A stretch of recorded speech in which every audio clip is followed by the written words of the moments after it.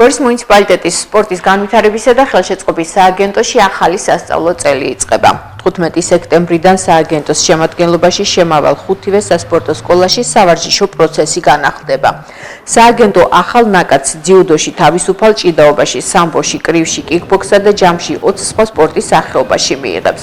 სპორტის განვითარებისა და ხელშეწყობის სააგენტოში მეცადინეობა ყველა სახეობაში უფასოა. სააგენტოში ბავშვებთან მაღალი კვალიფიკაციის სპეციალისტები იმუშავებენ. სპორტის სააგენტოს შემადგენლობაში შემავალი 5 სასპორტო სკოლაში 20 სპორტის სახეობაში მიმდინარეობს მეცადინეობა. დაიწყება მეცადინეობა როგორც იმ სპორტსმენებთან, რომლებიც აქამდეც ირიცხებოდნენ სხვადასხვა სექციებში, ისევე მიღებული იქნება ახალი ნაკადი.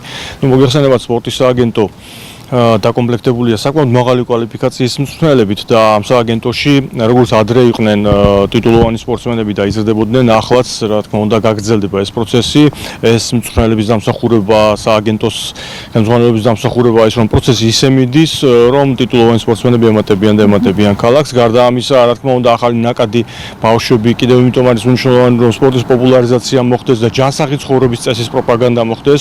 მე მინდა აღვნიშნო ისიც, რომ სპორტის სააგენტოს შემადგენლობაში შემავალ ყველა სასპორტო სკოლაში, ყველა სექციაზე არის სწავლა, ანუ მეცადინეობა, სასწავლო საცხოვრებელი პროცესი არის უფასო. ჩვენ იმედი გვაქვს, რომ გაგრძელდება ჩვენი ნაყოფიერი მუშაობის პროცესი გორში, სპორტის მიმართულებით და იმედი გვაქვს, რომ ნაკადი კიდევ უფრო მეტი იქნება.